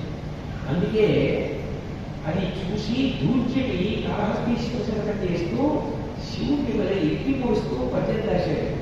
నీ కుర్మాంసమవాంచేది కరువ, నీ చేత నీవుండగా జోకలినట్టి కుఠారముండ అనల జ్యోతుండ నీవుండగా పాపం గొప్ప ఘటించి చేతి కొరకం పక్షింపక పోయి చేయకుంటే మాంసమిక్కుతవునా శ్రీకాళహస్తీశ్వర అన్నాడు. ఎడమ చేతితో శివుడు లేడి పట్టుకుంటాడు. లేడి కళ్ళు చాలా అందంగా తిప్పుతుంది. లేడికి కళ్ళు అంత అందంగా తిప్పడం ఎందుకు వచ్చిందంటే శివుడికి ఎడమ పక్కన పట్టుకుంటాడు. అది కూడా శంకరాచార్య అడుగుతుంది. ఎడమ పక్కన పార్వతీదేవి, పార్వతీదేవి కళ్ళు తిప్పి లోకాన్నంతటి తన బిడ్డలు కదా చూస్తుంది. విషాదీయస్యాగరగణిగణీయోత్పలరుషీయం సంతీనం స్నపయ కృపయా మమభిషే అనీనాయం ధన్యో భవతి గచదేహానిర్యత వనీవా హర్యేవా సమకర నిపాపు హిమకరః అంతర సౌందర్య. ఆ కళ్ళంత కూడా తిప్పుతుంది. ఆ ఎడం పక్కన చేతిలో ఉంది, పక్కనే పార్వతీదేవి ఉంటుంది. ఎడం పక్కన ఆవిడ కళ్ళు తిప్పడానికి లేడి అలా చూసింది. చూసి దానికి కూడా అంత అందంగా కళ్ళు తిప్పడం వచ్చేసింది. లేడికి కళ్ళు అంత అందంగా తిప్పడం ఎందుకు వచ్చిందంటే పక్కన ఉన్న పార్వతీదేవిని చూసి అన్నారు శంకరాచార్య. ఎడం చేతిలో శివుడికి లేడి, కుడి చేతిలో గడ్డగొడ్డలు. శివ, మీకు నిజంగా మాంసం తినాలనిపిస్తే ఎవరు తీసుకొచ్చి మాంసం నైవేద్యం పెట్టడం, తిహార పెడతారు, పెడమ పెడతారు, లడ్డూలు పెడతారు. మాంసం తిందామంటే అవకాశం లేదని అనుకుంటే రాత్రి అందరికీ దర్శనం అయిపోయిన తర్వాత అర్చకులు కలుపు వేసి తాళం వేసి వెళ్ళిపోయిన తర్వాత అయ్యో వంట చేసుకోవడం ఎలా అన్న పెద్ద మీకు లేదు. ఈ చేతిలో బట్టలు తీసి ఈ చేతిలో ఉన్న చికెన్ ఒక దెబ్బ కొట్టి అందులో మాంసం ఒక తీసి చేతిలో ఉన్న బ్రహ్మకమాలలో పడేసుకొని అవనీలో ఉన్న గంగమ్మ నీళ్లు పోసుకొని మూడవ నదిహోత్రం మీద కూడా వేసుకుంటూ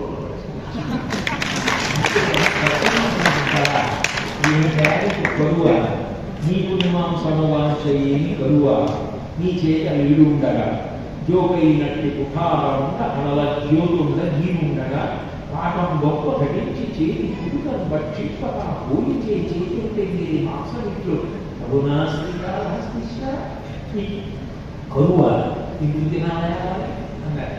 అంటే నిజానికి శివుడికి కరువని కాదు, ఆ భక్తికి అంత ఉండిపోతారు పరమేశ్వరుడు.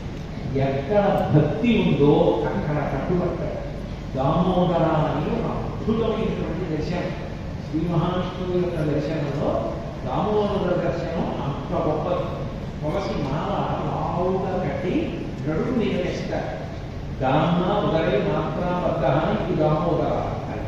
మేము మొన్నని జ్యేష్ఠ మాసం కృష్ణపక్ష ఏకాదశి నాడు నారాయణమూర్తికి దామోదర అలంకారం చేశాం. ఆ దామోదరుడికి దర్శనం చేస్తారు. ఆ దామోదరుడు నిజానికి ఎందుకు వచ్చింది ఆ పేరు? భక్తికి కట్టుబడ్డాడు. ఏమీ తెలియని అమాయకురాలైనటువంటి యశోద కృష్ణుడిని కట్టేస్తాడు. నిజానికి కృష్ణుడిని కట్టడం సాధ్యమని ఆయన మహానుభావుడు. ఆయన ఎవరి చేత కట్టబడని వాడు. అటువంటి వాడిని కట్టేస్తానని కట్టబడి స్తంభానికంబులు తలవడ్డంబైన అట్టట్టునని పట్టు అనివి ఈ తప్పు సైనింపు ఇక దొంగిలబోదు నేనెందుని ముక్క నిచ్చువాని కాటునలయంద కద్దులు వెడలు కన్నీటితో వెడవాని గూడవారి పట్టుకొని వెనకొచ్చి చిడిగన్న దొంగ చిక్కెనంచు పట్ట చేతులాడక పూగోటి కరుణతోడబాబు కట్టదా భాగవతంలో భగవంతుడిని కట్టడం ఎవరికి సాధ్యం? కానీ ఆయన అమ్మని చూసి కొట్టేస్తుంది కట్టేస్తుందని భయపడిపోయిన చిన్న పిల్లాడి పారిపోయినట్టుగా పారిపోతూ స్తంభావచారణ నక్కి కంటి కాటులంతా చేతి కట్టుకుపోయి బుగ్గలు కట్టుకుపోయేటట్టుగా ఇలా గిలిపేస్తూ దొంగ ఏడుస్తూ అమ్మ అమ్మ ఇంకెప్పుడు గన్న తిన్నమ్మా అమ్మ నన్ను పట్టుకోకమ్మా నన్ను కట్టకమ్మా నన్ను పట్టుకమ్మా అని చెప్పి స్తంభావచారణ దాక్కుంటుంటే పాపం ఆవిడాన్ని పట్టుకోవడానికి చీర తీసి పైకి దోపుకుని బయట కొవ్వు విడించుకుని కొప్పు గట్టిగా వేసుకుని పువ్వులు లోపలికి తిరుగుకుని ఆ మంగళసూత్రాలకి వెలికిలోకి వేసుకుని ఇంత సిద్ధపడి కృష్ణుడు వెనక వెళ్తాడు. ఆయన దొరకడు. ఆయన దొరుకుతాడా? చిక్కడు శుద్ధిలకిగా మరి చిక్కడు శ్రీకౌగిటిలో చిక్కడు సనకాది యోగి చిత్తాబ్జములను చిక్కడు శుద్ధిలకిగా మరి చిక్కినదరు లీల తల్లి చేతను రోలం. ఆయన వేదమంతములకు దొరకడు. లక్ష్మీదేవి కౌగిట చిక్కడు. జ్ఞానులు సనకసనందవాది యోగుల మనసులలో చిక్కడు. అలాంటి వాడిని పట్టుకుంటాను కట్టేస్తానంటే సాధ్యమవుతుందా? కానీ ఆయన ప్రేమ చూశాడు. అయ్యకి ఇచ్చామా నాకు అమ్మని నేను కట్టేయగలను. ఆ తల్లి పొడవ చెమలకే ముక్కరియ్యముగా తిరుగుకున్నది వీరు జాలిగా పట్టరాని తనను కట్టెదనని చెప్తారు. కట్టుకున్న తల్లి కరుణ చూచి ఒళ్ళంతా చాపలు పట్టేసింది. పువ్వులన్నీ రాలిపోతున్నాయి. గొప్పంతా విడిపోయింది. పెద్ద జారిపోతుంది. చీర కుర్చీలు పైకి పెట్టుకున్నవి విడిపోయాయి. అయినా తల్లి పట్టుకోవాలని వెంటబడి పరిగెడుతున్న అమ్మ ప్రేమని చూసి అయ్య పిచ్చమ్మా నీకు దొరకకపోతే నువ్వు బాధపడిపోతావమ్మా, దొరికిపోతానని దొరికిపోతే కట్టేసి తాడు పెట్టి మత్సలేని పరమాత్మకి నడుము చుట్టూ మత్స ఏర్పడింది కట్టేయడం.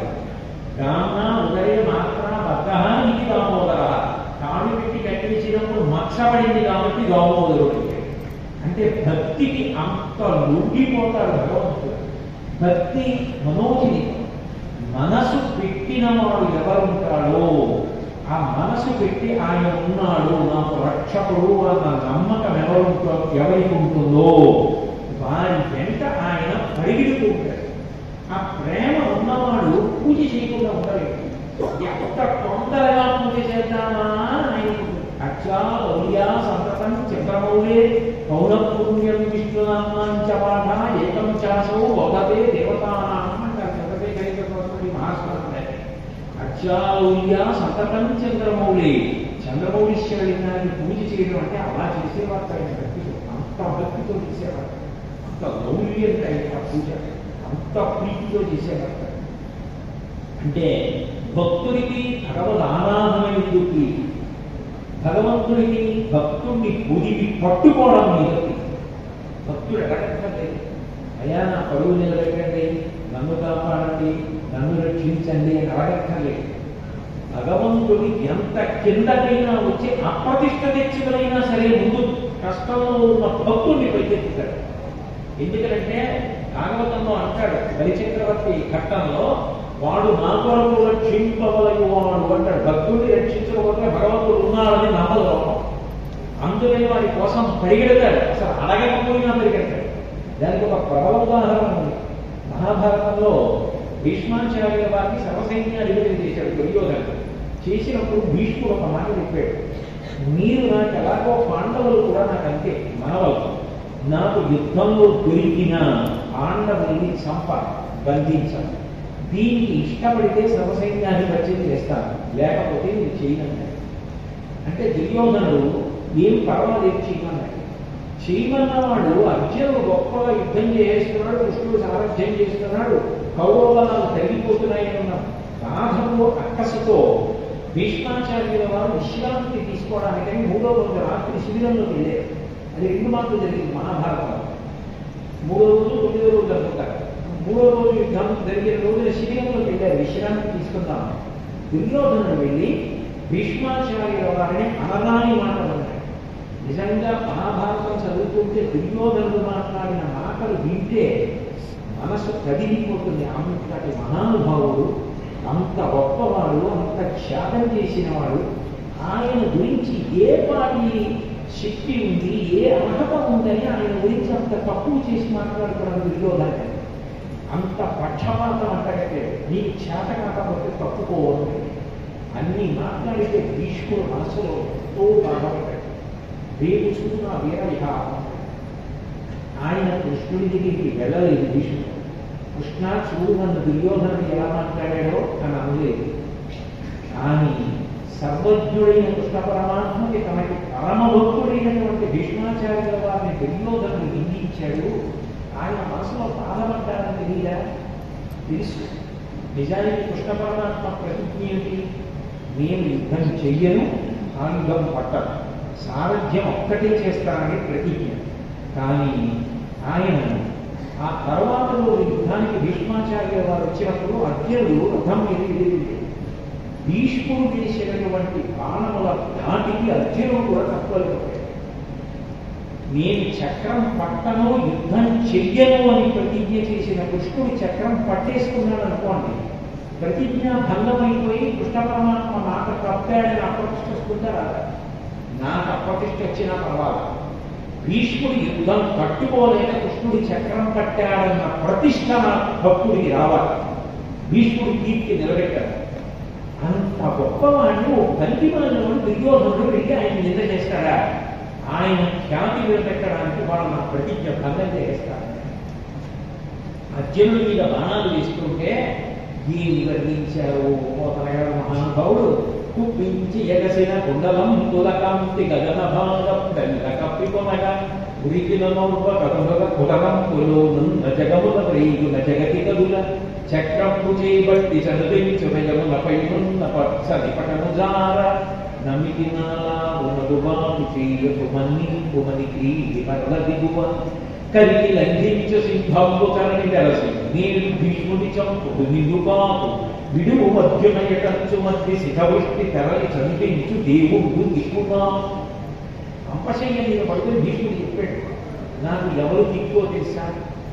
3వ రోజు నేను ప్రతిజ్ఞ చేసి యుద్ధానికి వస్తే ఆ యుద్ధం యొక్క ధాటికి అర్జునుడు తట్టుకోలేకపోతే కూచిన మోదుగు చెట్టుగా రక్తం కారుతుంటే అర్జునుడికి తాము చేసిన ప్రతిజ్ఞ మర్చిపోయి కుప్పించి ఎగసిన కుండలం తులకాంతి గగన భాగం బెల్ల కప్పికొనగా ఆ పట్టుకున్న గుర్రాల పట్టాలు విసిరవత పారేసి ఒక్కసారి రథం నుంచి కృష్ణుడు కిందకి దూకేస్తే ఆ పెట్టుకున్న కుండలాలు దూగితే వాటి కాంతి ఆకాశాన్ని కప్పేసింది.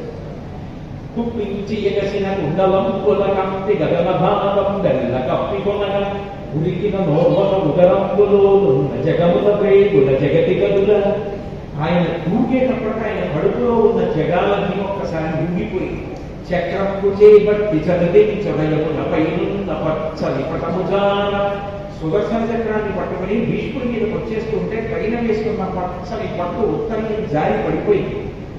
నమికినాలా ఉన్నదుబాటు చెయ్యకు మన్నింపు మనికి ఇది పర్వతివ్వ. అర్జునుడు రథంలోంచి కిందకి దిగి పరిగెత్తుకు వచ్చి బావా బావా చక్రం వదిలిపెట్టి అర్జునుడు చేతకాని వాడి భీష్ముడితో యుద్ధం చేయలేకపోతే కృష్ణుడు ప్రతిజ్ఞ భంగం చేసి చక్రం పట్టుకొని భీష్ముడి మీద వెళ్ళాలని ఒక లోకం చెప్పుకుంటుంది. వదిలే బాబా అని చెప్పి గట్టిగా పట్టుకుని వెనక్కి తీసుకొచ్చేద్దాం అనుకుంటుంటే కరికి లంఘించు సింహంబు కరని వెరసినీయుడు భీష్ముని చంపుదు నిన్ను కాదు విడువు మధ్యుల ఎటచ్చు మంది శిఖవిష్టి తరలి చదువించు దేవుడు దిక్కుమా. ఆ రోజున బాగా మదించేటువంటి ఏనుగు కుంభస్థలం మీదకి సింహం దూకి దాని యొక్క కుంభస్థలాన్ని చీల్చి ముత్యాలు చల్లాచమలు చేసి మాంసం తిన్నట్టు భీష్ముడి చంపేస్తాన్ని నా మీదకి పరిగెత్తుకొచ్చిన కొత్త పరమాత్మ నాకు దిక్కని చెప్పుకోండి. ఎవరైనా దాన్ని నమ్మడానికి వస్తున్న కొత్త పరమాత్మ నాకు దిక్కని చెప్పడం ఏంటి అంటే మీరు అందులో ఉన్నటువంటి అంతరాత్మను ఆలోచించండి. సుదర్శన చక్రం పట్టుకుని దగ్గరికి వెళ్ళి చంపడానికి అది గట్టి కాదు. సుదర్శన చక్రాన్ని విడిచిపెట్టేస్తాడు అంతే కృష్ణుడు. సుదర్శన చక్రం పట్టుకుని భీష్ముడి దగ్గరికి పరిగెడుతున్నాడంటే దాని అర్థం విధానం భీష్ముడిని చంపడానికి కాదు. నా ప్రతిజ్ఞ భంగమైపోయిన పర్వాల, ఆయుధం పట్టను అని నేను చేసిన ప్రతిజ్ఞ బొమ్మైపోయిన పర్వాల, కృష్ణుడు ప్రతిజ్ఞ వదిలిపెట్టేసి చక్రం పట్టుకున్నాడని యువకులు నన్ను నిందించినా పర్వాలా, నేను చక్రం పట్టుకోవలసి వచ్చింది భీష్ముడి యుద్ధానికి, అంత గొప్ప యుద్ధం చేశాడని నా భక్తుడి గురించి చెప్పుకుంటే ఆయన మనసు బాధపడి నా భక్తుడి మనసు బాధపడితే నేను తట్టుకోలేదు. ఆయన శాంతి పొందాలి. ఇవాళ రాత్రికి అన్ని చోట్ల చెప్పుకోవాలి. భీష్ముడు చేసిన యుద్ధానికి ఎవరూ తట్టుకోలేకపోయాక కృష్ణ పరమాత్మ అంతటి వాడు ప్రతిజ్ఞ భంగం చేసి చక్రం పట్టుకుని వెళ్ళాక అని చెప్పుకోవాలి నా భక్తుడి గురించి అని తన ప్రతిజ్ఞ భంగం చేసి చక్రం పట్టుకుని కలిగితే భగవంతుడు అంతటి దయాళుడు. మనకి ఉండవలసినదల్లా సౌఖ్యంలో ఉన్నప్పుడు భగవంతుడి పాదాలు పట్టుకోవడం కన్నా కష్టంలో ఉన్నప్పుడు మనం మనసారా భగవంతుడి పాదములు పట్టుకున్నాం అనుకోండి, ఆయన దారి చేస్తాడు. ఆయన మళ్ళీ పైకెత్తుతాడు. విస్మరణ పొందకుండా భక్తిని అలా మనసులో నిలబెట్టుకుంటే చాలు, సర్వదా కాపాడతాడు. ఆయన ఎప్పుడూ కోరేది ఒక్కటే, నాకు నువ్వు ఏం ఇచ్చావన్నది మంచిదే, ప్రేమ ఉన్న చోట తేకుండా ఉండలేదు. నీకు భగవంతుడంటే అంత ప్రీతి ఉన్నప్పుడు ఒక్క అట్టిపండైనా ఆయన తినాలని దాచి మర్నాడు తీసుకొచ్చి నైవేద్యం పెట్టి తినమని అడగకుండా మీరు ఉండలేదు. ప్రీతి ఉన్న చోట ఉపచారం చేస్తారు. చేసే ఉపచారం ప్రీతితో మనసు పెట్టి చేసినప్పుడు దానిని భగవంతుడు స్వీకరిస్తాడు.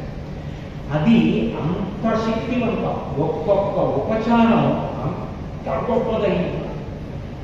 అమ్మవారి యొక్క దర్శనంలో అమ్మవారి యొక్క కబరీబంధాన్ని దర్శనం చేశారనుకోండి, అమ్మవారి చుట్టూ ముడి. మీరు నామాన్ని చెప్పేటప్పుడు చంపకాశోక పున్నాక సౌగంధిక రసత్కచ అని వస్తుంది లలితా సహస్రంలో. అమ్మవారి కొప్పుకు పెట్టుకున్న పూలదండలో మీకు ఒక్కసారి మనసులో కనపడ్డాయనుకోండి, నల్లటి అమ్మవారి కొప్పు మనసులో కనపడినటువంటి ఉత్తర క్షణంలో కొన్ని కోట్ల జన్మల అజ్ఞానపు చీకట్లు విచ్చితం మనసు నిలబడి దర్శనం చేయగలిగింది. శంకర భగవత్పాదులంతటి వారు సౌందర్యలహరిలో శ్లోకాలు చేసినప్పుడు శ్లోకం చివర ఫలశ్రుతి చెప్పారు. అమ్మవారి కొప్పు గురించి మాత్రం ఫలశ్రుతితో శ్లోకం మొదలెట్టారు. ధునోదుద్వాంతం నస్ఫురితదెలిగింది వరవనం ఘనస్నిగ్ధ శ్రేక్షం నిగుర చిగురంబం తవ శివే యదీయం సౌరభ్యం సహజోపలబ్ధం సుమనసో వసంతస్మిన్ మన్యే బలమధన పాటీకపినాం అంటారు. ఆవిడ కొప్పు వెనక్కి వెళ్తేనే కాపాడు. కానీ మీరు మనసుతో అమ్మవారి యొక్క కబరి బంధం, దానికి అలంకృతమైన పువ్వుల దండలు అవి మనసుతో ఎవరు చూశాడో వాడికి ఉత్తర క్షణం అజ్ఞానపు చీకట్లు చీకు.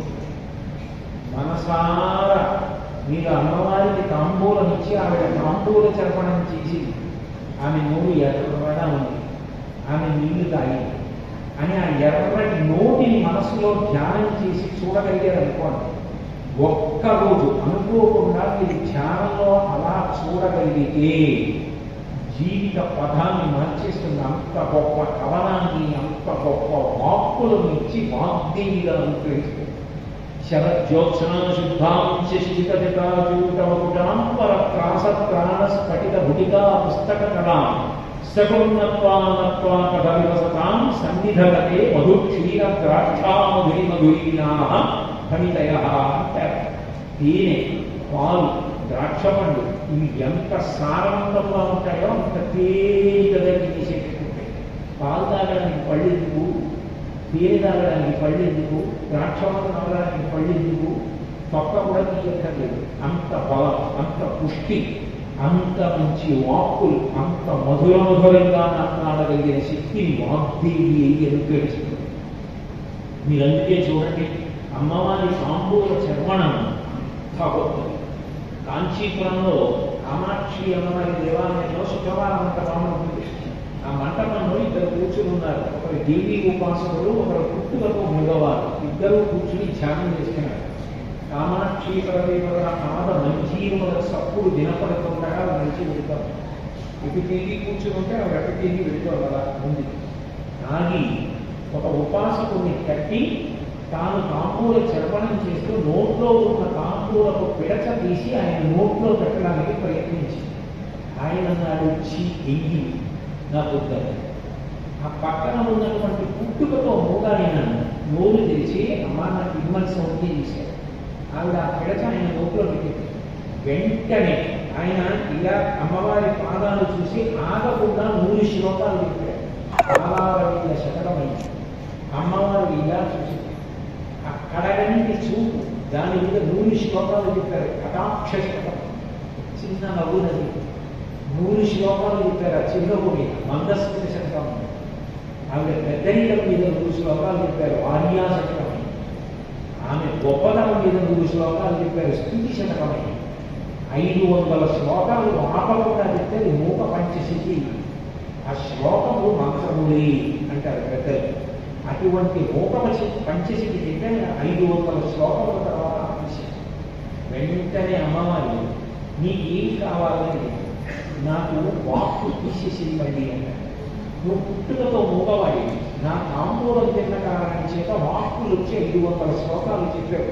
ఎందుకు తీసేయాలి వాక్కు అని నేనన్నా పుట్టుకతో మూగవాడి, కానీ నీ తాంబూలకు పిడచ తిని 500 శ్లోకాలు చెప్పాను. నువ్వు నాకు వాక్కు నుంచితే మళ్ళీ ఒక్కడి మాటలు మాట్లాడతాను, నాకు తీసేసి కంటాను.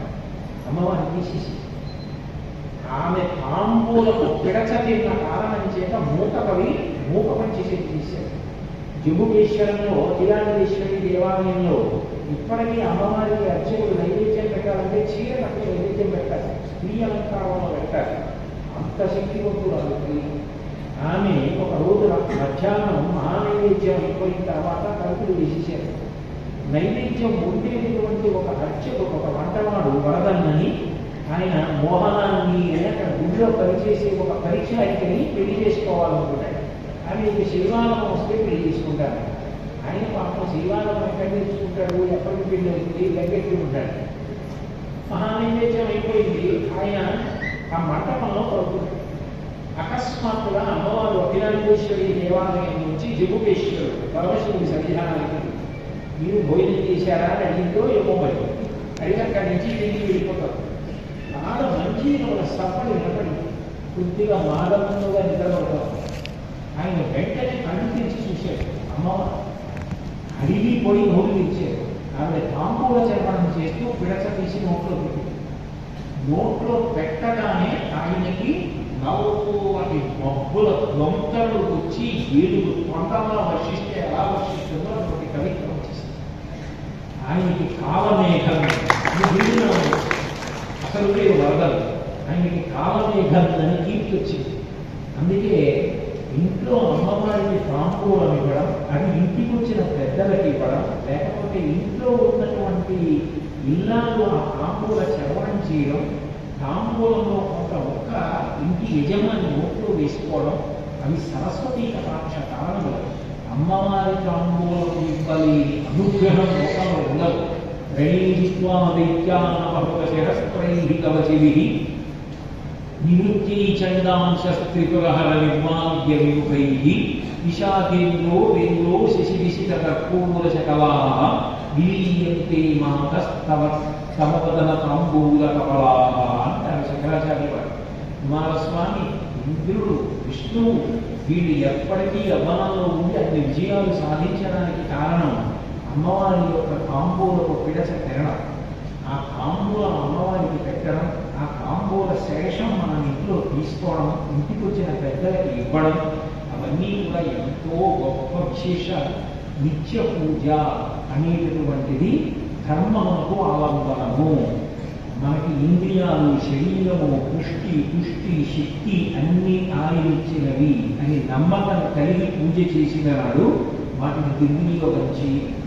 ఆయన ఇచ్చేది దుర్వినియోగం చేస్తే ఆయన అడగడా, అందుకని వద్దు, నేను వాటిని దుర్వినియోగం చెయ్యను అని పూనిక పొంది ప్రవర్తించుటయే ధర్మము. నేను ఏది చేసినా భగవంతుడు సంతోషిస్తాడా అని పరిశీలించుకొని ఆయన సంతోషించడు అది చేయకుండా ఉండడం, ఆయన సంతోషిస్తాడు అది చెయ్యడం, అదే ధర్మచక్రంలో ఇవ్వడం అంటారు. అంటే లోకమునందు ధర్మము ప్రవర్తిల్లడానికి, లోకమంతా ప్రశాంతంగా ఉండడానికి కారణం ఇది నిత్య పూజ. అటువంటి నిత్య పూజ శాంతసమన్న భావన ఉండకూడదు. భయము ధైర్యము రెండు ఒక్కసారి ఉండవు. ధైర్యంగా ఉన్నాడంటే ధైర్యం లేదు, ధైర్యంగా ఉన్నాడంటే భయం లేదు. రోజు పూజ చేసిన వాడికి భయం ధైర్యం రెండు ఉంటాయి.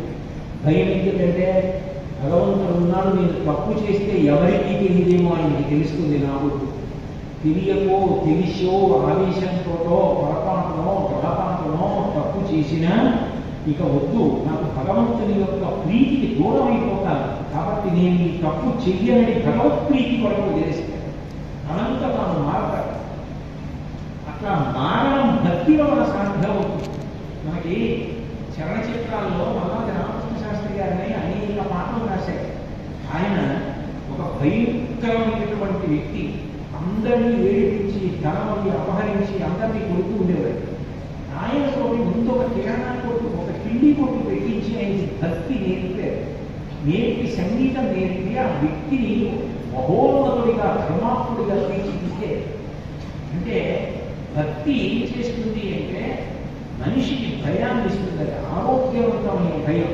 నేను ఈ తప్పు చేస్తే భగవంతుడు చూస్తాడు, నేను ఆయనకి దూరం అయిపోతాను, ఆయనకి దూరం అయిపోతే అంతకన్నా ప్రమాదం అయిపోతుంది, నాకు దేనికన్నా ఆయనే కావాలి.